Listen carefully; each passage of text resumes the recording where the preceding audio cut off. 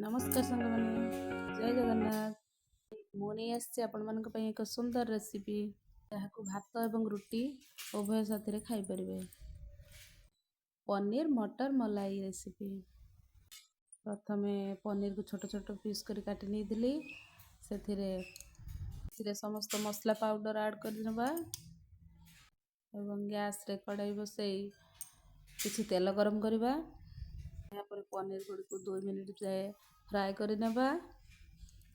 Fry हो गला परे यह को गोटे प्लेट मध्य को काढ़ी रखिदेबा एवं आउ किछि तेल पकाई कड़ाई रे किछि काजू किछि टमाटो छोट पीस अदा यह को गोटे मिनिट जाए भाजी नेबा जहाँकि मसला पई पेस्ट प्रस्तुत हेबो।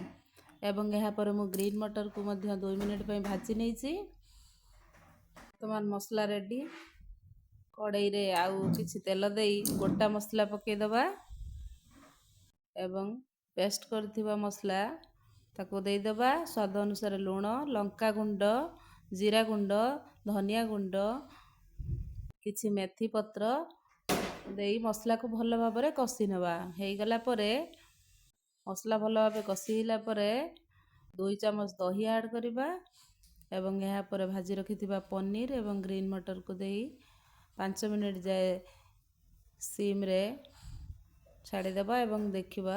यहाँ पर देखंतु यार केमिति स्ट्रक्चर आसी जाईची।